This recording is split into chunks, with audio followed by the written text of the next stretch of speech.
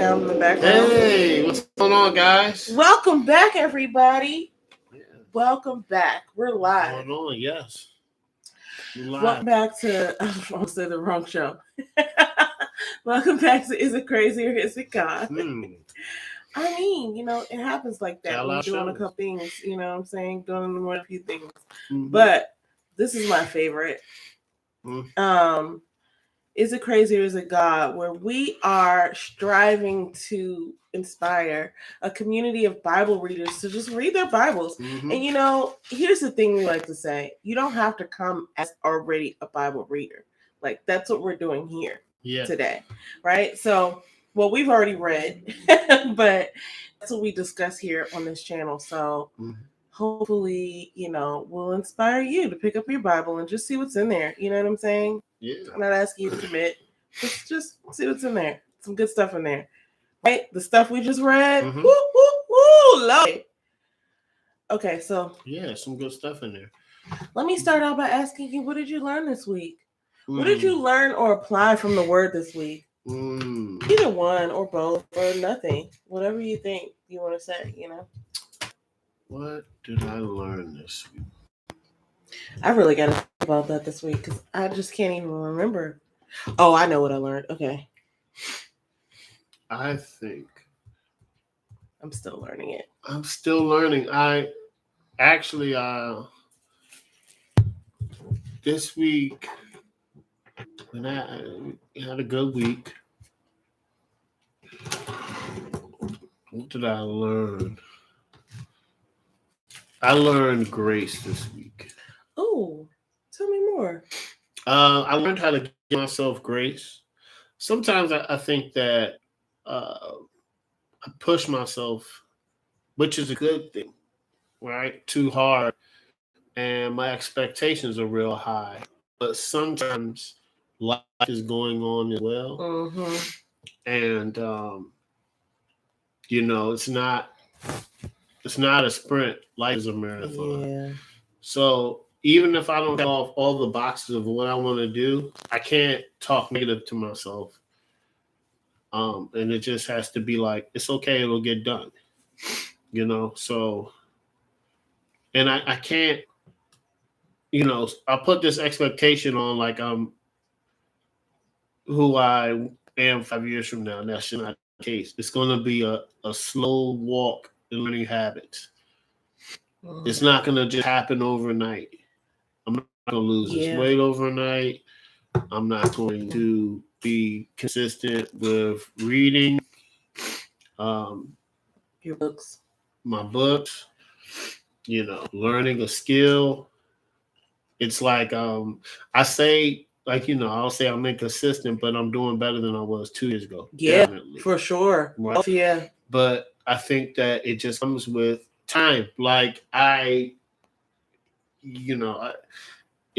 comes with time. It's not going to be like, bam. Yeah. So you got to give yourself, I got to give myself grace. Mm-hmm.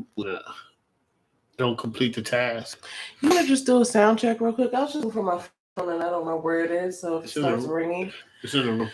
So that's what's up. That's a really good lesson because I don't think we're ever going to learning that. Okay, so the sound is on. Yep. The mic is on. That's a really good lesson because I feel like that's one of those things that you're not going to stop learning. You know what I'm saying? Like when you got it down, it's going to have to be one of those things that you keep getting reminded of.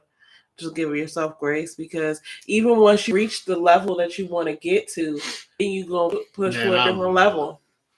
You know what I'm saying? And that's essentially what's been happening. Yeah. If you want to be real, it's like, just like you said, 2 years ago, you weren't in a position you are now as far as like being as consistent as you are. And now you are in that position and you want more. And I think that's just part of our, condition. It's just we never are going to be completely satisfied in all the areas. Right? So with ourselves. But I mean, good on you for even trying. I'm human, guys. Sorry about that. Okay. Yeah. Are you gonna ask me what I learned this week? Yeah, I finished. I attacked. I just finished little messy nose action there. Oh yeah, okay. You got that all clear away. Yeah, that's I didn't want to talk, and that's nasty. Okay, sorry. Yeah. Well, you know what? Stuff is dripping from my nose. It's natural thing. You got it all cleared out. Yeah, I got to clear it out. What did you learn this week? I'm perfect, so I didn't learn anything. No, I'm joking. The only perfect person is. I learned a couple of things this week. Okay, let me just be real. I've got a nasty little attitude. Like when it comes to, I didn't even do that. I didn't mess with the sound. When it comes to like reading and understanding that, this is what you're supposed to do. Like, I get it. Like, I can understand words. I can read and comprehend the English language or whatever I'm reading, right? And I can see like, 2 + 2 is 4. And I know that. But then when it comes to applying it, what I'm reading in the word, sometimes it can be very challenging for me. And that's sometimes, a lot of times. And I've noticed that it's kind of leveling out. Thank you for tracking. It's kind of leveling out in a way because I noticed that like I'm not as quick to be like anxious or not as quick to be upset as I used to be. Mm-hmm. And I'm starting to really make those observations and get like really like precise with like when things happen. Like I told you, I confessed to James earlier this week that my mornings, like I'm doing myself a disservice in the mornings, and I call it 4 a.m. faith. 4 a.m. faith is wreaking havoc on my life because she's just not with it. Like not only is she not with it, she doesn't want to like get up and get with the program, but she also, I have to plug that in. She also is making a scene, and it's not okay. I'll be right back. I just gotta plug this in. Well, guys, 1 second. While we take this intermission break, I just want to remind you guys that you can follow us not only on YouTube, but also all podcast platforms. Spotify, iHeartRadio, Apple. Look at you. You're so professional. The link will be in the description. And we're back. Okay, guys. What a professional. I work with such a professional. What an exciting time. So anyway, there's the 4 a.m. faith I was talking about, but then also just overall, like I've noticed my quickness to be like, well, this part of the word I have no problem applying. I'll do that right away, especially when it benefits me.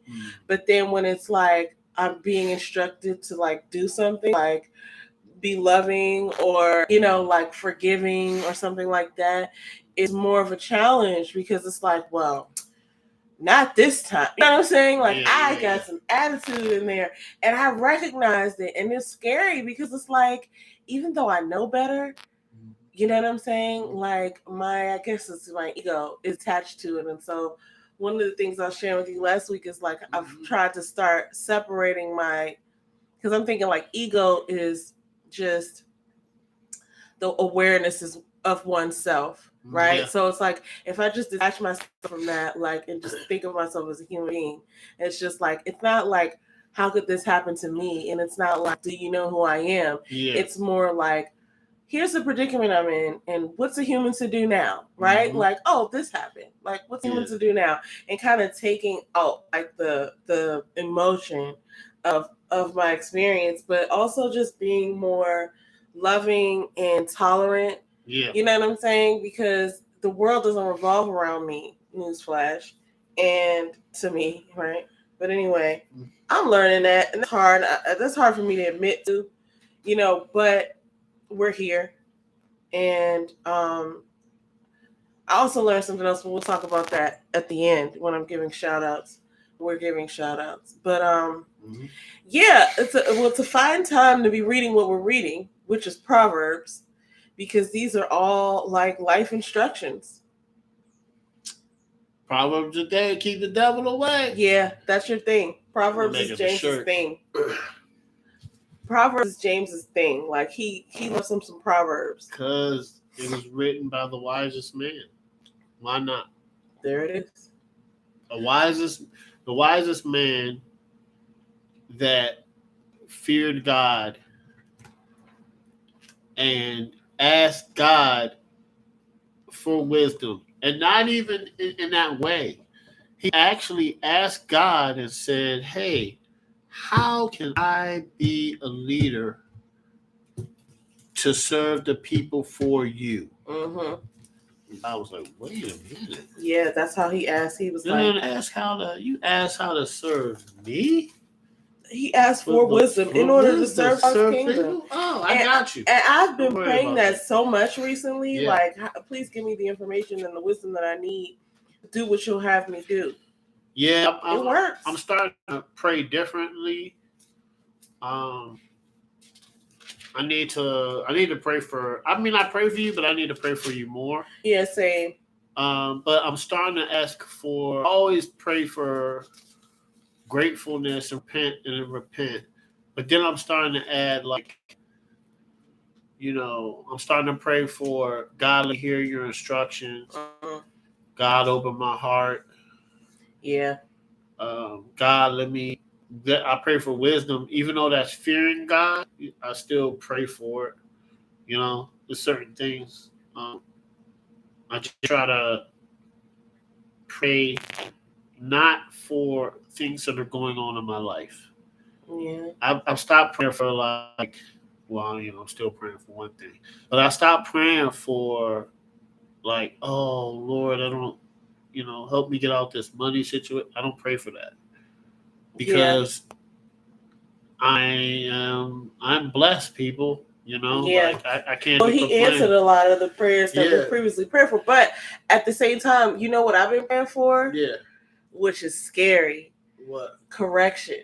Yeah. Like, I've been praying, like, let me do what you have me to do, and not just focus on, like, I pray to make sure that he's guiding me, because I be getting these ideas and these, like, directions, and I'm like, I don't want to just be out here doing what I want to do, because it's not going to turn out great anyway if it's not for God. So it's like, show me what you want me to do.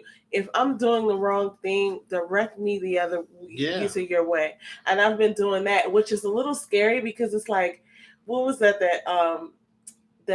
Pastor Sharif was saying about blessed and highly favored? Mary, story of Mary. So you don't necessarily want to be highly favored. Of course, everybody wants to be blessed, but like highly favored, it's like it comes with a burden. Yeah.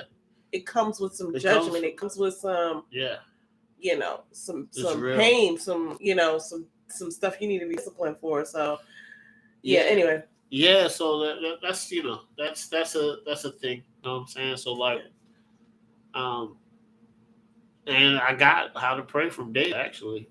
Yeah, I've been learning that too. I stopped. So it's just interesting on how I'm reading the Bible, and it's not.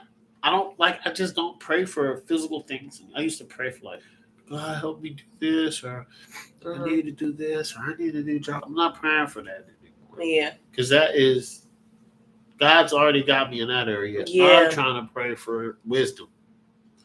Seek ye first my kingdom, and all these things will be added into you. It's so funny how now I'm starting to remember some scriptures. I still don't know which scriptures they are sometimes. But I remember the words. Yeah. I remember what they mean. Man, so I was looking at that Instagram post. I started following them, and it had the story of a judge. I forgot his name. The judge. Oh man. Well, the judge. Remember when he sacrificed his daughter, and he shouldn't have? Oh yeah, I remember that. Yeah, I was like, I know that story. Yeah, it was right around when we read about Samson, but it wasn't Samson. It wasn't Samson. I know what you're talking about. Samson was wild. All right, let's get into this. Samson was wild, man. All right, funny. Proverbs 1-3. Well, so let's talk about what we read this week. We read Proverbs 1-12, right? 1-12. We read Proverbs 1-12. Yes. So that's it. And so when we were reading Psalms, we were going back and forth. Psalms, this is pretty much. This is going to be straightforward to the point. Now we're going to read all the way through Proverbs, and then and then we might go back to some stuff. But yeah, so we read Proverbs 1 through 12. So if you're wondering where these questions are coming from, they're coming from the teachsundayschool.com 365 daily Bible reading plan, which is the Bible reading plan that we're on. And so we just read the excerpts and then we answer the questions, and that's what we're doing here. So 1 through 12, if you were wondering and want to follow. Yep. All right, so Proverbs 1 through 3. Okay. Fear of the Lord meaning. Okay. Fear and wisdom combined. Yep. Trust and wisdom. Yeah. All right. Trust is wisdom. Trust is wisdom, sorry. Well, yeah, that's your thing. In, wisdom. Yeah. Be wise, guys. Be wise. So, 1 through 3 was interesting. It was pretty. It was. Wait, hold on. Is this when we found out? No, that was Proverbs 4 to 6. We probably talk about wisdom. It's pretty straight to the point. Yeah. That's one of the things I love about Proverbs. It's very easy to understand. Yeah. At some point, and I did a lot of highlighting because even though it's repetitive, it says some things in here in different ways that hit you different ways. Yeah. And right around Proverbs 1:20, they started talking about wisdom and kind of personify wisdom as a female presence. So it's like wisdom shouts in the street. She raises her voice in the markets. And so from that point on, it would interchangeably go back and forth, like speaking as if wisdom were a she. Okay. So I thought that was really interesting because, you could get confused by that if you didn't catch that they did that there. But we learned a lot about wisdom and how God has wisdom and he used wisdom to create the earth. But it's really interesting because sometimes you go through your life and you know what wisdom is, like you have your own definition perhaps, but wisdom was here before, like the way to describe it when God was creating the earth. Wisdom was like right there. I would say wisdom is a part of nature. Right, because nature knows how to operate based off of like the laws of God. So it's like, okay, wisdom exists around us. And what this part of it did, it kind of put that into your choice. It's like, okay, here's what wisdom, kind of like defined wisdom, and it kind of said like, here's what it is. Here is how it's accessible to you. Yeah. And so take advantage of it or don't. Here's what will happen either way. Yeah. And it kind of back and forth. Like a wise man does this. A fool does this. Wisdom is this. Wisdom is not this. Right. Yeah. And so it just kind of like put things into perspective with all of these different examples and descriptions. But it's so funny to me, right? It's interesting. Like, so, okay, guys, you know how humans always copy God? I wonder that's why maybe this AI is still trying to copy wisdom. Like they're trying, because think about it, right? Like God did make us creators, but you can create anything. But I think that some things are left up to God. Yeah. Like recreating dinosaurs. Yeah, we shouldn't go Jurassic Park with it. But it's happening. Well, a lot of things are happening. Yes. So that's why I said sometimes humans try to recreate wisdom. I know it sounds crazy, but I think they're trying. I think AI is. But we could get off on a whole tangent. But I use AI, guys. I do. Yeah, I do too. Okay. We all do. Yeah. Well, but I think they're trying to replicate. Yeah. The thing that I recognize the way I understand it now is, but AI is to be utilized by us. It can't create. No, it can't. Like it can create off of a prompt that you give it, but it can't like wake up and shower and. You know what I'm saying? Like unless you tell it to. For now. Okay, you're right. We don't know what's to come, but I know this: God is always greater than anything. Yeah. God is greater than AI. So if something happens and we're in danger. Like, and that's another thing about reading the Bible. It's like it was one point in here where it was saying, like, no matter what happens, like, God has control. And if you choose wisdom, you choose God, then you don't have nothing to worry about. Don't worry about. I'm gonna say this, and we're gonna get to the question. The Bible basically says this, guys. You're exactly right. Stop worrying about what. Have discernment. Yeah. But stop worrying about things that you can't control. God got you. Just stop. You can't control who's the president. You can't control the local mayor. You can't control your boss.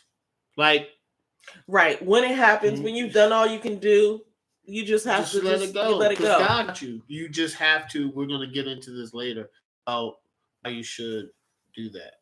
Why you should focus on the fear of God and what wisdom is. Okay. It says write out your own definition of fearing the Lord, but wait, say it again. What's the question? Write out your own definition of fearing the Lord. What's the definition of fearing the Lord? Oh, dare I say, obedience. Yeah. I mean, listen. Yep. I am obedient, guys. It's just that I don't like it sometimes. But it doesn't mean I'm not obedient. Like, look, I just took that so personally. Could one say? Could one say? You can just tell what I'm going through. I took that so personally. Could one say being obedient is unnatural? Because we're natural born sinners. Yes, one could say being obedient to the Lord, unnatural because you want to do what you want to do. Yep. Right? It's just like, I want to do what I want to do. I don't want to forgive people. I don't want to. Yep. I don't want to be nice. I want to hold grudges. I want to do what feels right. I want to do what feels good in the moment. You know what I'm saying? I want to, I don't, you don't necessarily want to be corrected or informed that you have to do something that you don't want to do, but it's that makes you fearful of God. Like that's what it is to be, because I think there's this misconception that being fearful of God means that you have to fear God and that everything he does, and that almost like it's like a sort of like a slave relationship or something like that. And it's not that. It's just knowing that God is all powerful and that nothing overrides his law, nothing overrides his word. So knowing that you're going to operate accordingly, right? You might not like it, but you're gonna be like, well, God said, you know what I'm saying? Well, this is the word, you know what I'm saying? You're gonna go to him for guidance and for, you know what I mean? Good answer. I mean, that's what I would think. What would your answer be? My answer would be, that is really good, but I think my answer is the definition of fearing the Lord is really following his instructions to be righteous. Same thing, right? But like, I'm big on that, man. Well, it's not exactly the same thing. It's a great answer. Trying to live righteously. Trying to live righteously according to his word. Yeah. I think that's fearing the Lord, because I think that is different than what everybody else is doing. It's unnatural because, and when I mean unnatural, guys, you got to understand, we're natural born sinners. Like you're not gonna want to live according to the word. And listen, that's okay. That's how you are. But the more that you read the Bible and understand that you are a natural born sinner, and try to live righteous, and try to live good, and be kind, and be loving, and be generous, that's fearing the God. That's fearing the Lord. I agree, and I like the idea of trying to live righteously. Yeah, you're not going to be perfect. Just try. Yeah, and the idea that you are striving to be something, as opposed to just feeling like, the way I said it, kind of like, oh, I have to sacrifice everything. Yeah, you know what I'm saying? It's not that. It's like, I'm going to gain a righteous life, and with that comes all of the benefits and blessings. Listen, that's what it says in the Proverbs. So, that's a really good way to look at it. Trying to just try, Just try, because the more you try, the blessed you're gonna be. You're not gonna totally succeed. You're gonna sin every day. But if you try to if you read the Bible 4 times a week, if you just apply it to your life, trying. That's trying. You believe in Jesus, you're going to heaven. Yeah. It's that simple, because he's gonna be like, man, you know what? Instead of just going to church reading it one time, you actually try to, But also, here's the kicker. You're trying to study and live right. The kicker. Of course, you want to go to heaven, but like it's more immediate than that. Yeah. Like it actually helps you live your life. Like I feel like heaven is the basic though. There's so many things that we try to figure out as human beings, like how to make money or how to buy a house or how to take care of our kids or how to figure out these relationships or how to get a raise or how to, start a business. Like, I don't know. There's all these things that we just try to figure out ourselves. And there's so many answers right in the word. There's so many answers right in God's word. So it's like, I'm noticing that myself is like trying to recreate the wheel is just a waste of time. So like, yeah, I definitely want to get into heaven, but also this stuff works today. Oh yeah. You know what I mean? Like if you try and read the Bible 4 days a week, go to church, give your tithes, right? And you're just a kind and loving person. Whatever you want, God's going to give you. It's already happening. And like the things that you don't even know you want, the things you don't even know are available to you, just start to become I win a new car? Right. Out of nowhere. Or how did this person know that this happened? Right? Like how did I, oh my God, you know who I ran into the other day? Like it's that type of stuff. It's just going to come. I believe that. And I've seen it and I've witnessed it in my own life. Yeah. Where certain things just were so coincidental, or they weren't, you know what I'm saying? Like it seemed like, wow, what a coincidence. This all worked out at the same time. You know what I mean? It was like, no, that's not what it was. Exactly. It was God. So anyway, I was going to go into a story, but let's go on and move on. All right, Proverbs 4-6. Choose wisdom, not wickedness, and sexual temptations. Now, guys, I'm going to tell you something that is real. And this is why the Bible, Faith laughed at me. But you got to understand, this is how the Bible is relevant. And it was, hold on. Here it is right here. Where it says sexual temptations. Proverbs 7. Yeah. Verse 11. I said this and Faith laughed at me. But it's talking about a young lady. But I said it. She was for the street.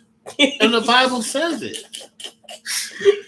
The Bible says it. Look. Actually, it does. And I laughed at him when we were reading. Because, like, we read aloud, right? So, like, I'll read a verse, he'll read a verse. Or I'll read a chapter, he'll read a chapter, da-da-da-da. But he was, like, in the middle of reading. And he got to 7:11, Proverbs 7:11. She was boisterous and rebellious. She would not stay at home. And he immediately was like, she was for the street. And I was like, James, that is so, weird and secular. And then he kept reading. And it basically said that she was for the streets. Verse 12. Now in the street. Now in the market. Mine says, at times she was in the streets. At times in the marketplace.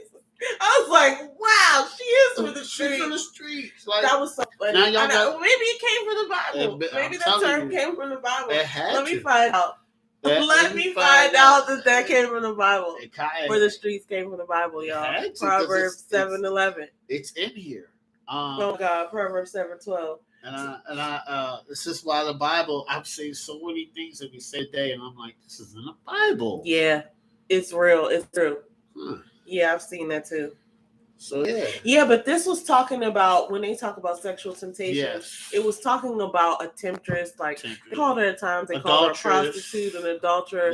They called her someone who was married to someone, and she was trying to bring somebody back into her bed. Which is crazy. And I mean, it works on both sides, right? Because there's a person who knows that somebody's married and they still engage with them, and there's also the person who's married, and it's also the person who, It'd be either way. They used a woman as an example, but it could be either way. But I don't know. It's different for different people. But I would imagine that it's easier for a woman to get a man. Probably, I just imagine because it's just like, like there's little work or what I'm saying, whining and dining to do. Like, sure, I'll go with you.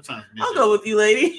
Sometimes men are idiots, man. Yeah, but this is actually talking about that, and actually had talked about a father, and I kind of pictured. I envisioned David talking to young Solomon. Yeah. Right, but David has passed away now.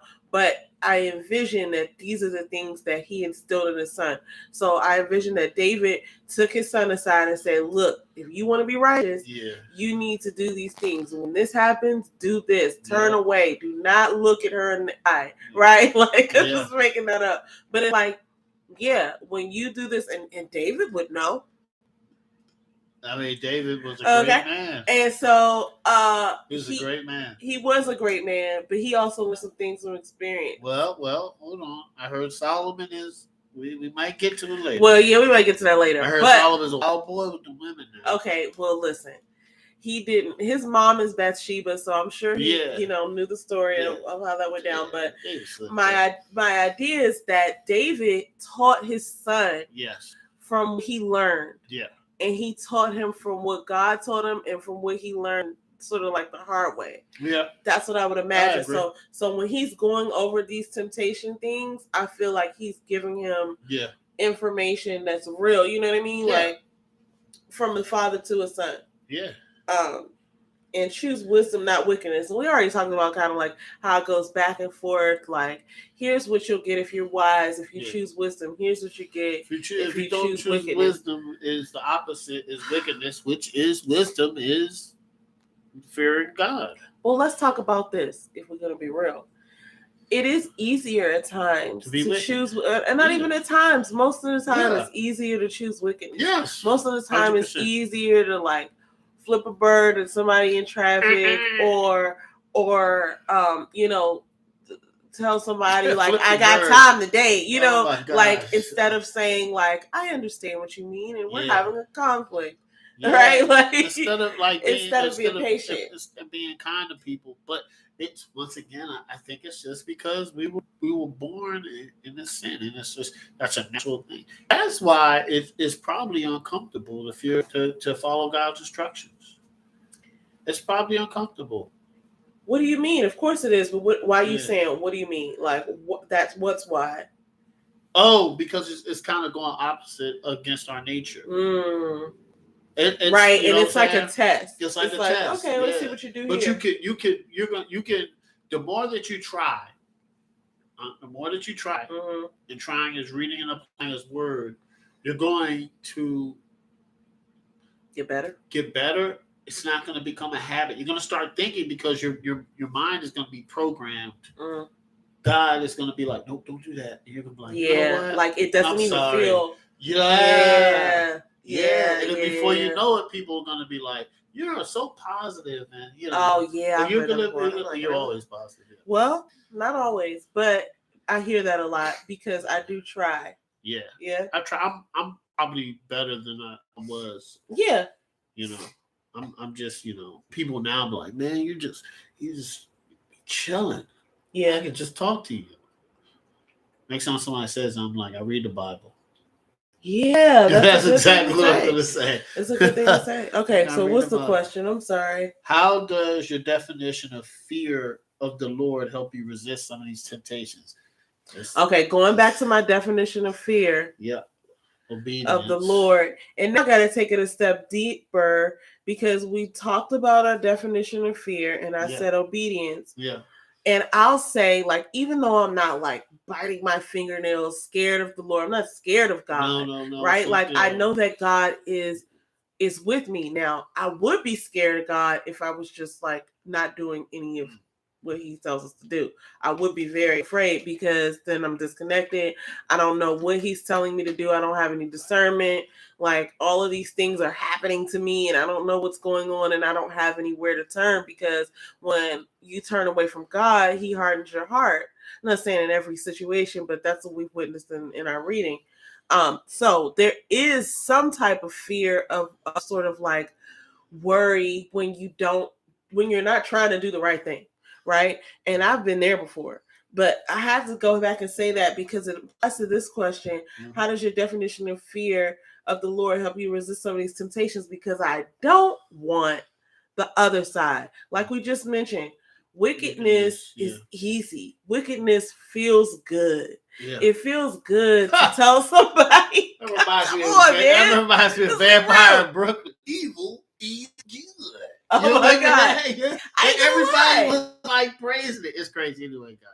I ain't gonna lie. School movie. That's old school. When you just don't even have any like you don't have any discipline to like think through things before you say them or worry about like what's good for you before you do it. Or cut somebody out. Listen, it feels good. It feels like nice to be, to have that release. Yeah. And I would even think with some of the sexual temptations, right? It's like, okay, you know what I'm saying? Choose wisdom, not wickedness. It's not always that easy. But when you talk about how does your definition of fear help you resist some of that? Because I don't want to see the other side of that. Yeah. I don't want to see like what this is describing, like what happens to people who choose wickedness. I don't want that to happen to me. I don't want to see it. I don't want to witness it in my life. I don't want to be worried about it. I don't want to be out here spending my time doing these things and then always thinking in the back of my mind, like, this is going to somehow come back to me in a bad way. Yeah. Because here's the thing. Life is going to happen regardless. Yep. We're not suggesting that, if you follow God, then nothing bad is ever going to happen to you. That's not the case. Well, what I'm saying, though, is that's my best bet. Yep. Because when the stuff does happen that doesn't feel so pleasant or like something that's helping me grow, like I got to get through this, I know I have God to help me through it. Yep. Right. And when you kind of are removed from that and you're falling into wickedness, you're falling into the temptation, you're falling into like just doing all the things that feel good and you're not repenting, then the softer side is not going to meet you so quickly. Yeah. Like when you go back and ask God to help you out of a situation and you haven't picked up your Bible for 4 years and you haven't, you know what I'm saying? And you've been doing out here and you out here for the streets like the lady in 712. You know what I'm saying? Then it's not so easy. And then you don't even really believe because you're so far removed. Yeah. But I think my belief helps me a lot of times when I'm going through stuff like that. Yeah. Because it's like, oh man, I got to do this because otherwise it's going to be bad for me. Yeah. And I like when you said that because when you do wickedness, right? There's it's life's gonna be hard, but I'd rather be Joseph or David or Job where God is on my side and they came out the back end. David was a king. Joseph was kind of a king, I would say. Yeah, he kind of was. He was kind of a king. He was kingish. And Job got blessed with 10 times of everything that he had, and the beautiful daughters in the land. So here's the thing: if you have God on your side, what you're going to come out is going to be better than if you didn't. 100 times. Yeah. No matter what you're going through. Yeah. It's always something to look forward to. It's always something to look forward to. My definition was following instructions to live righteous, right? Yeah. And how do you resist these temptations? We just said it. The more that you're in your Bible just try to live righteous.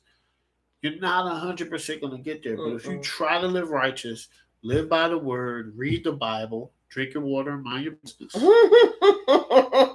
What scripture is that? It's in there. It's there somewhere, guys. But like once you do that, what's going to happen is it's going to start creating habits. So what I know from a habit is doing it over and over again. So the more that you're in your Bible, the more that you start to trust God. Thus, by following his instructions and fearing the Lord, and trying to be righteous according to his word, the temptations will go away because you're going to start listening to him more. Yeah.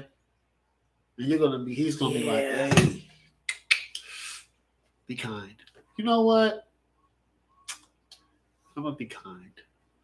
Instead of, you know what I'm saying? You're going to resist the temptation more because you're praying more. That's why people probably stay in prayer.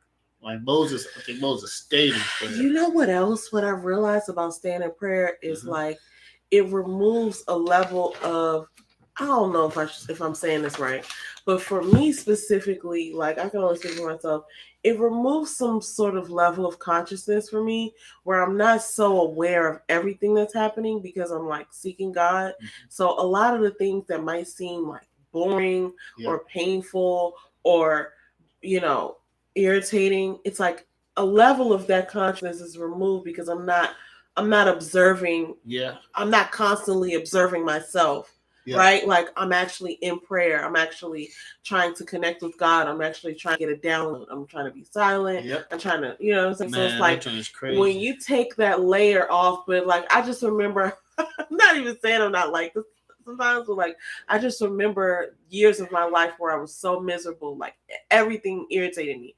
Traffic, bills, everything. Oh, so-and-so's calling me now. What do they want? Oh, no. Now I gotta go to work. Now I gotta go here. Now I gotta and it's like if you're just constantly aware that you're not being soothed, right?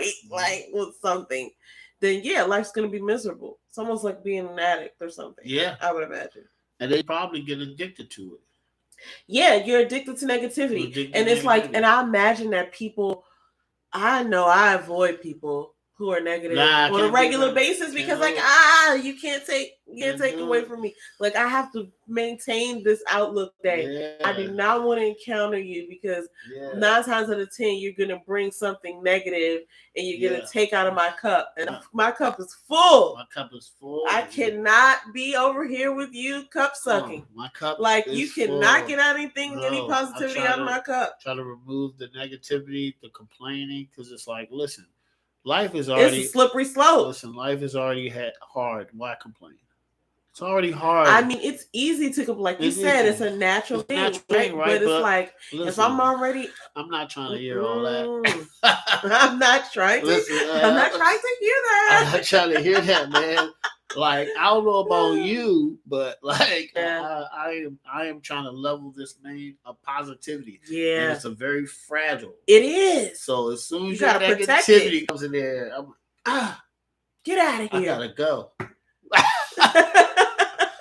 gotta get out of here, man. I'm trying to be positive, man. Yeah. I'm not trying to be negative. That just sucks. Listen, according to God, there's no such thing of that negative. Yeah, if you're focused on him. Yep. If you're focused on him and you're focused on, like, how could you have time, right? Listen, I find time sometimes. Because, look, here's the thing. Yeah. I try not to. You try not to. Here's the thing. And I try not to, too. But as long as, because, listen, negativity is in the Bible. It's not. It's focused on, and it'll describe. Life, I'm not talking about life, guys. Yeah. Life is going to happen. Yeah. They'll talk about negativity. They'll describe the effects of being wicked, but it's not something that you strive towards. That's why you strive towards righteousness, like your definition. So, good stuff. All good right, stuff, guys. James. Proverbs 7 and 9. Mm-hmm. Sexual temptations again. Yep. Prophetic passage on Christ. I didn't pick that up. Okay. I didn't either. And verse 8:30. Right verse 8:30. So I guess 7 and 9 was like it was talking about verse 8:30. I'm looking at that right now. I'm looking for that. Okay. Then I was beside him as a master craftsman, and I was daily his delight, rejoicing before him always. Well, he marked out the foundations of the earth. Okay. Oh, this is interesting. This is wisdom. speaking. Yeah, right. Remember this is Oh, this is what we. I didn't List even of know traits that. describe it's Christ. allegedly prophetic. List of traits to describe Christ. Oh, sorry. The question is. Okay, sorry. We got all on the tangent. We're like, huh? The question is, verse 8, Proverbs 8:30 is allegedly prophetic, right? Which is it's prophet-like. List of traits that describe Christ. So 8:30 is when wisdom is next to God when he is creating earth.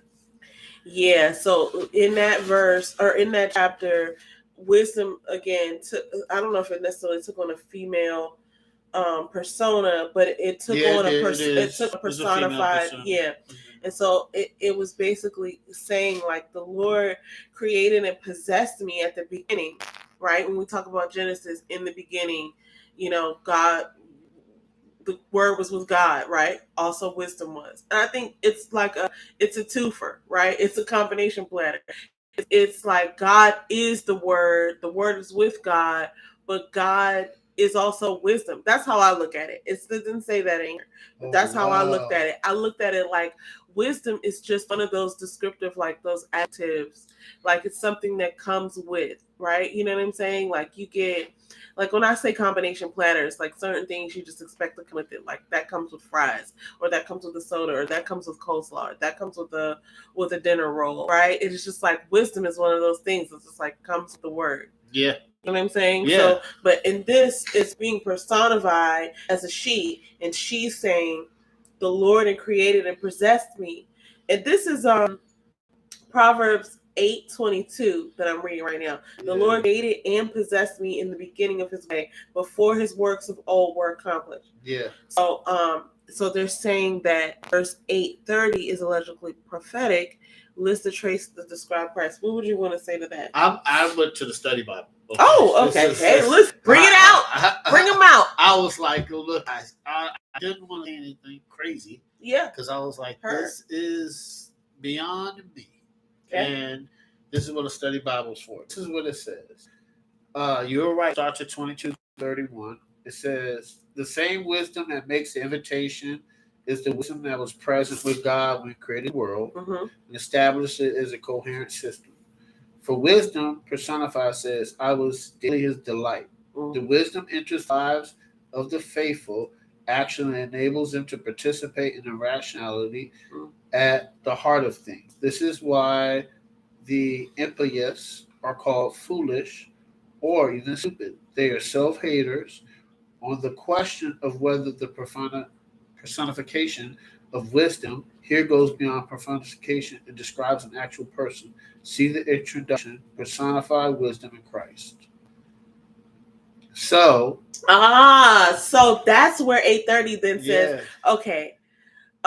So it was like I was with God, and then I was beside him as a master craftsman. Oh, yours said something a little different. No, I was beside him like a master workman, and I was daily his delight, rejoicing before him always. If you really think about it, that's what Jesus Christ did. And then the 31 goes on, rejoicing in the world, his inhabitant earth, and having my delight in the sons of men. Yeah. So I would imagine that because this is before Christ has come. Yeah. So the traits that describe Christ are, I would say, master craftsman. Yep. Because he was a carpenter. Yeah. And he did these wondrous things, right? He had a lot of wisdom. That's interesting. I think it was daily in his delight. So I think that Christ is like wisdom and Christ are hand in hand because Christ was following instructions from the Lord. So remember when Christ was doing all those wondrous acts, that was teaching people about how God is. Yeah. So I think he did it daily in his delight. He was praising God in his delight and telling people about God and the church and the lessons of God. That's what I think it is. And Jesus, I mean, so Solomon was the wisest man. Jesus is not a man. He was, but he's also God. Yeah. You know I get what you're saying. So I see what you're saying. So Also, I would imagine that, maybe his trait wasn't necessarily wisdom as much as it was love. Yeah. And so this is the thing, like light. All these things come along with that. Yeah. Right? Like it just because you're not considered the wisest doesn't mean that you also aren't wise. Yeah. It just means that this person was known for that. You know what I'm saying? Yeah. And Jesus was known for love and for healing and for, salvation. So he said he dropped a lot. So I mean, obviously he was bars. The wisest. You know what I'm saying? Like obviously he was wise, but it was like one of those things where that wasn't the most prevalent characteristic necessarily. Like sure, right. It goes along with it. You're right too, because wisdom leads to all of that. Right. It's the basis. And it's not even necessarily love, being kind. Listen, wisdom is bomb. Yeah. But it's not even necessarily the most. I mean, it is. I think that's the foundation. It's the foundation. I think wisdom is the foundation. Mm-hmm. Because then you get all of that. Because if you're wisdom, your definition, wisdom is being obedient to God. That leads to love, kindness. Yeah, it does. Everything. And so that's kind of like what it was saying too. I was daily. Daily is delight because it's like that's really the instruction to us too. Yeah. Because it's like if you engage in this behavior, seeking righteousness, trying to be obedient, right? Then all these things are going to happen for you. You don't even have to think about it. And in seeking wisdom, I mean, just even if it's I hate to go here, but even as a non-believer, it's just a good idea. Like, why wouldn't you want to have the information? Why wouldn't you seek out information that's going to benefit you and others around you, right? Like read books, listen to podcasts, have conversations with people. Why would you wouldn't say, I'm good. I don't want any more information. It's crazy. You wouldn't say that. You want to seek wisdom because you want more things. Yeah. You want a richer, fuller life. Yep. But it's so funny because it's right here. Right there. It's right there. And it's like you don't even have to go that far to figure it out. Like, these are very simple things. Yep. Anyway. All guys, we get off on it. But you know what? I'm starting to I reject that. I rebuke that thought. Yeah. We're not on a tangent because this is a podcast. No. This is what we're doing here. We're having these conversations. Yes. So no tangent. It's okay. No such thing as tangent. No. It's just about information. Yeah. Spreading information. Because that's another T-shirt, guys. I'm telling you, we're gonna get some merch to you one of these days. It's coming soon. No such thing as tangent. It's coming soon. Stop capping for the lab. Stop capping for the lab. The internet is like high school. The real GOAT is Jesus. I'm gonna put that on. Ooh, that's good. The real GOAT is Jesus. You heard it here, folks. Yeah, I'm gonna put that on the shirt. Okay. Proverbs 10 and 12. Solomon's 2-line Proverbs. Okay. Solomon's 2-line Proverbs. Now he did start with his Proverbs, and I want to say 9. Oh yeah, it was 10. I 10. See it. I get it. Because look at 10:1. It says the Proverbs of Solomon. That's why. Yeah, a wise son makes a glad father. This is when you start, he's like, a wise person does this, a foolish person does this. Turns the wickedness and the ill guy gives no profit, but the righteous and one takes it. Yeah. It's like back and forth. You're starting to get a clearer picture of what to do. Yeah. Right? Okay. Good. So it says, name a theme that stands out and state why it's meaningful to you. So just pick one. I would say theme is not just one, but it's like something that mentioned over and over, like a subject or a pattern, right? Yeah. I definitely picked up the moral integrity. Remember, I was so pressed about that. Yeah. Let me go and find that because I actually outlined it or underlined it or something like that. Is that in his? Okay, you can go ahead until I find one. All right. I'm going with moral. I got 2. Okay. First, I'm gonna keep saying this. Whoever loves discipline loves knowledge. Proverbs 12:1. Constantly, like you have to, right? You have to. If you love discipline, you love knowledge. Discipline is knowledge. We had this discussion off camera. It doesn't matter what profession. If somebody loves discipline, they're very knowledgeable. Just the basics. We'll say you like football. Let's go with Shannon Sharp. He's knowledgeable. He's very disciplined. You want to go with Stephen A. Smith, TV personality. He's disciplined, very knowledgeable. You want to go to basketball, Steph Curry. He's disciplined, very knowledgeable. Same with LeBron, right? It's just think about it. Think about it. Mike Tyson. He's disciplined, very knowledgeable in boxing. I'm just think about it. If you're disciplined, you're going to become knowledgeable. Yeah. Because you're doing the things that normal people don't do. And another thing that stood out to me. The hand of the diligent will rule. Oh, yeah. I was going to go with that. But go ahead, because I got something else, while the slothful will be put to forced labor. You got to be very careful about this. Because God made us as creators. And I'm not talking about you don't have to go out and just work. But you kind of do, right? So start with that. You gotta start with it because you don't want to be into forced labor. Like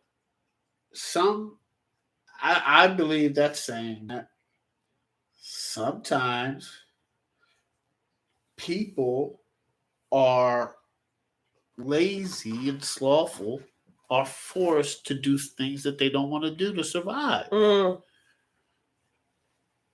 Like that's what I think it means. I agree. Like a diligent man is 90% is probably disciplined and wise because he's diligent. Yeah.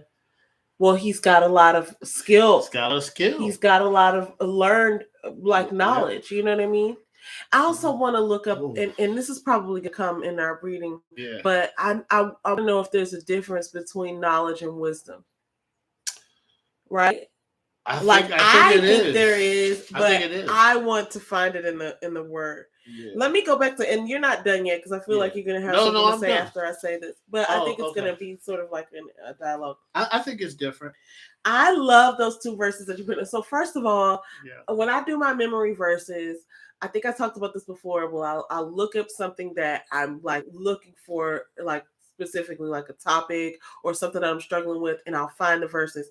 In my last couple years of doing that, I have come across Proverbs 12:1, and I've come across Proverbs 12:24. Okay, so let me read those again because those are the two ways you do that. Whoever loves instruction and discipline loves knowledge, but he who hates reproof and correction is stupid. Now, it actually says that in the Bible. Yeah. The person who hates correction is stupid. Yeah. And I think that's really something to let sit out there, because a lot of times, and like you think of a child, right, who you're telling, oh, you don't do that because that's not cute, or that's not safe, or that's not polite, right? And then they sit there and they poke their lips out and they cross their arms, and it's like they don't want to be corrected. It's a child, it's an immature being. But there are also adults like that. There are adults who, and it's not like you're going to go around correct strangers like, don't do that. You know what I'm saying? But when God corrects you, or when somebody who's in your life who can speak to you corrects you, there should be someone, at least a few people, who have that access to you, and you should be able to be open to it. You should be able to be like, you know what, maybe you're right. Let me go and examine that. All right. Okay. So let me just close that. So he who hates reproof and correction is stupid. Our pastor actually preached on that a few years ago. Yeah. And I remember thinking like, that was one of the things, even though I already knew, I was like, this is our church, because I needed to hear that. Sometimes he speak directly into us. And it's like, trusting someone with that charge. I trust our pastor and first lady to correct us. Yeah. You know what I'm saying? Like, you have to have the relationship. I trust so many people there to be able to speak into us and be like, let's talk about this, right? Yeah. And I would be open to those types of conversations. Yeah. So whoever loves instruction and discipline loves knowledge. Mm-hmm. Okay, that means if you are aware and susceptible to correction, then you're a person who's going to open the door to have more information. Yep. But if you're not, then you're cutting yourself. Think about what that means. Yep. You're cutting yourself off from growth. Yeah. You're so uncomfortable, and it's uncomfortable, but you're so protective over that discomfort that you're willing to stunt your growth. You know what I'm saying? Something to think about, because it even comes in the form of like perhaps like a boss or a sibling or a parent or a friend telling you something that you probably need to hear, right? And like if you're not open to that, and especially God, having that relationship with God, God's gonna tell you this is exactly what I was going through last week. You know what I'm saying? He's working in me. Yeah, he's gonna tell you. And I'm over there like, I don't want to do it. I don't want to do it, Lord. But I do it though. Look, I don't want to do it, but I try my best. Okay, then what were you gonna say? Knowledge, because I got another one. Knowledge is gained through the studying of new information. Okay. Because it's the rich storage of information. Wisdom, on the other hand, has to do more with insight. Understanding and accepting the fundamental nature of things in life. Ooh. Which is why wisdom is seeking God. Because if you're talking about nature, go to the Creator. Go to the Creator. Knowledge is information. It's like math and science, the study of knowledge is. It's like, I understand what that means. It's like when I said 2 + 2 = 4. It's kind of like plays out in that whole thing with Solomon and the baby. Yeah, knowledge would be us reading, taking it, studying it. Wisdom is seeking it, seeking God, right? Trying to live righteous, following instructions in here. Knowledge, I believe, is like studying. Okay, like having the information. Perhaps wisdom is understanding where to apply it. Where to apply it. You know what wisdom is? Here's the simple thing. Wisdom is when you sit down, you read, and then God's giving you instructions. Remember? That's wisdom. Yes. This what I write in this book right here is wisdom. I have a long time with God. Yes.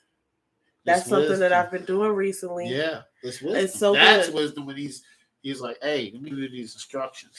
So let me say these two other things because this is gonna close on my point. Yeah. The other one that you said, Proverbs 12:24, the hand of the diligent will rule, but the negligent and lazy will be to forced labor. I just got a quick note about that. Yeah. I feel like that's one of the things that we've been really working on over the past few years. It's just like doing the work before you have to do the work. It's like, you could go on and just try to, everything's going fine. I don't have to do anything. Right. But it's just like, nah, I want to save up a little bit. Nah, I want to do this now because I don't know what's going to happen next week. I want to do this now because I don't know what's going to happen in the future. Let me get a head start. Let me look into this. Let me try this out. Right. So I think, even with the working out, right? Because it's like in my mind, part of the major, like, sure, I want to lose weight. Right. Like that's not even a second. But like part of I would say the biggest part, one of the bigger parts of like my motivation to work out or my impetus, whatever, is like getting older and wanting to be able to use my body and wanting to be strong and wanting to be able to like be a healthy like 70-year-old. That's far off for me, but it's like, listen, I want to be able to like be like Robert, you know what I'm saying? Fishing and hunting and doing all of those things. And it's like part of that is putting in the work today. Right. So it's like, sure, I could go fishing and hunting now, but like if I continue to not have those habits in place, then I won't be able to. Right. So it's like, okay, do something before you have to. And I think that's really the hand of the digital. That's kind of what that speaks to me. But okay, to answer the question, and this is going to be quick. As far as the theme that I'm seeing that is meaningful to me, it's about the way you speak. Wow. Okay, because in Proverbs 12:18, there's one who speaks rashly like the thrust of a sword, but the tongue of the wise brings healing. Another one is anxiety in a man's heart weighs it down, but a good encouraging word makes it glad. And there's a couple of other places where it says that. I have this other one highlighted, but it's not about that. The precious possession of the wise man is diligence. That's kind of going back into the other one. But there's another one. A virtuous and excellent wife, worthy of honor, is the crown of her husband. But she who shames him with her foolishness is like rotten in his bones. Yeah, I highlighted that. Yeah, that was 12:4. Proverbs 12:4. Shaming your husband, that's crazy. Or shaming your wife, man. Golly. Yeah, I mean, who would do that? I'm not saying who would do that. Listen, I'm not gonna, and I'm not here to judge people because sometimes we've seen it on that podcast. Let me tell you something too. Sometimes it's not intentional, I suppose. Yeah. But like, I'll just speak from my experience. Like, I wouldn't want you to be shamed, especially not by me, because like, that's not your best self. Like, no. Just selfishly, I want you to be better. You know what I'm saying? For me, like, I'm going to always lift you up because I want to be lifted up. Yeah. You know what I'm saying? And it's not even like that's why I do it. No. But it's like, who wants to be around someone who doesn't feel good about themselves? Why would you contribute to, it's okay if you don't feel good about yourself, but like, why would you contribute to someone else's feeling poorly? Yeah. It just doesn't make sense to me. Yeah. Like, it actually hurts me to hurt people. You know, with that said, when somebody does something to me, it does feel good to do that thing back to them. Okay, even though I'm working on that. Yeah, I understand. But that wasn't even having anything to do with you. I was just thinking nothing else. But so the worst thing. Yeah. And I also just resonate with that because it resonates with me because I'm watching how I'm talking to myself. I'm watching the thoughts that I'm holding because what you focus on expands. And that's something that I've learned that I have seen in the Bible, but I'm sure, it pans out. But what focus on expands. So if you focus on negativity, you're going to find more. And if you focus on abundance and positivity, then you're going to find it. It's going to come to you. So I'm focused at this point on like the thoughts that I'm holding in my head. Are they serving me? Yeah. Am I focusing on something that is going to build me up, or am I focusing on something that's like that's holding me, in a pattern? So those definitely stuck out to me because it's about just the things that I'm focused on right now, which is about like the power of the tongue. Truthful lips will be established forever, but a lying tongue is credited only for a moment. So anyway, those are the things that to answer that question, and that's it, right? Yeah. Well, listen, guys, It's been a beautiful week of reading. Let me say what we're going to read next week, and then go on to shout out. Okay. Next week we're going to read. So it's pretty easy. Proverbs 13 through 24. Yep. Proverbs 13 through 24. Oh, nice. These are all Solomon's 2-line proverbs. So we get ready to get into it. And I'm really enjoying this. Yeah. It's so funny how this is so, like, I love reading with you. But, like, when I realize we read Proverbs, it's exciting to me. Yes. Because I know, we've all read these before. Yes. But it means something different now that I know more. And I'm excited. I'm reading them differently. Yeah. They're different. They hit a little different now. Yeah. But it's exciting. This is definitely energizing. And so, anyway, would you like to have some shout-out time? Who would you like to give a shout-out to? I would like to give a shout-out to DC Life, those two sisters. Sisters. The State Film Thursday, around 7:30 live. Mm-hmm. It is PG-13. Mm-hmm. So, not our guys, just PG-13.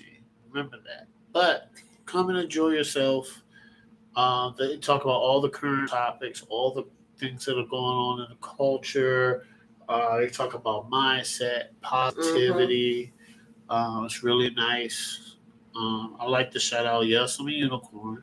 Why, thank you. It's my Faith's channel, and it's basically geared toward what she loves. She loves to plan. She loves to organize. She loves to write. So that's what it's all about. Yeah. That's it. No, that's not it. All right, so what is he talking about? They got Fourth Quarter, which is it's a podcast where it's kind of talks from the fans' perspective, and it's not all. Sometimes, man, you see things on TV. There's nothing wrong with it, but sometimes they talk about the same topics, and we just try to talk about different topics and different things, just what the fans talk about. Mm-hmm. And my last shout out is I have another podcast, and it's called. This guy's working out in these podcast streets. It's called Homecoming, the HBCU podcast. And it's just me and my friend Rose, and we just talk about our experiences at HBCUs, man. HBCUs is very important to like the Black culture. We talk about Greek life. Got another episode coming up. That's going to be pretty exciting. I don't want to spoil it, but we talked about Greek life. We just talked about our overall experience at HBCU, and that's what it's about. Telling the stories that should be told from a HBC perspective. It's a story that needs to be told. There's several hundreds, there's thousands, perhaps millions of stories that, definitely millions of stories that need to be exposed and highlighted because it's such a beautiful culture. It's beautiful part of our culture. So kudos to you, my friend. That's it. My shout out this week goes to, I want to say her name right, Danae Jackson. Okay. Danae. I think it's Danae. She is I don't know if they're exes yet, but she was married to Derek Jackson. I don't know if they're still there. I know they filed for divorce. She's a woman of God. We're going to talk more about this on D City Life Sisters on Thursday, but I just want to give a shout out to her because, the internet can be really mean and I, sort of partake in that sometimes. I'm not mean to people, but I sort of take on like the perspective of the masses sometimes. And so recently she did a sit down interview on the podcast Dear Future Wifey, which another shout out to Dear Future Wifey podcast, because if you haven't heard of that, man, it's a good podcast. So definitely check that out. He did a 2-part interview with her, and so many things were discussed, and I felt like it was such a necessary conversation because not just because like we've seen these people in social media and we kind of like know who they are, but because her perspective is so I think a lot of people can identify with some of the things that she went through. And it's so interesting how we kind of prejudge people based off of what we think they should look like, or what we think they should sound like, or what we think they should be saying, when people are just regular people and they're just going about their lives and you have no idea what they've been through.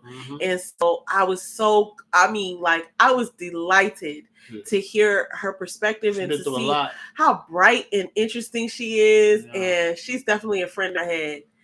But anyway, we're going to talk about that on D City Life, on D City Sisters podcast next week.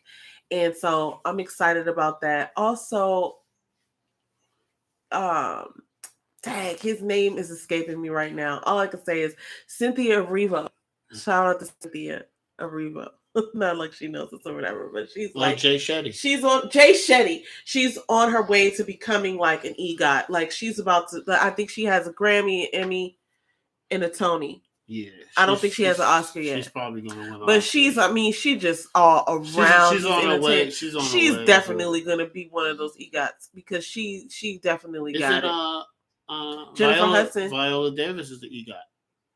What is the EGOT? Is she? I know Whoopi Goldberg and Jennifer Hudson. She won an Oscar. She won a Tony. She won an Emmy. She doesn't have a Grammy though. No. So Jennifer Hudson and Whoopi Goldberg, because Whoopi Goldberg had a comedy album that won a Grammy. But those are the two Black women that I know of. But maybe you're right. Maybe Viola Davis is. She did. She won an Emmy, a Grammy, an Oscar, and a Tony. EGOT. All right now. We collecting them. Well, Cynthia's next. So look out for Cynthia. And if you haven't seen the Jay Shetty podcast, I just want to give a shout out to Jay Shetty. even though I'm pretty sure he's not a Christian. It doesn't matter because he's a believer in, in his faith, and he just, he's one of those people who's adding to the world. Like, I feel like his legacy is going to be one of nurturing, and he, every time I listen to his podcast, I get something out of it, something that feeds me, something that's nurturing to my spirit. And so, not that, these people are listening to us right now, but that doesn't matter. I'm just giving them a shout out because these are the things that we're experiencing in our lives. Yeah. So anyway, that's today's episode, everybody. Thank you so much for watching. You guys. Make sure you, just one of our friends was just telling us the other day. Don't force me to do it. Don't tell me to like and subscribe. So listen, if you like this podcast, you might consider liking. You might consider leaving a comment, subscribing. Yep. Maybe checking us out on our Linktree or over on Instagram. You can find us on most social media platforms under Is It Crazy or Is It God? You can either spell it out or you could type out IICIIG. IICIIG. Yep. So we look forward to our next episode. And hey, we like to say, don't take our word for it. Go to the source. Read your Bible. Okay? All right. Thanks for joining us. We'll see you next week. Bye.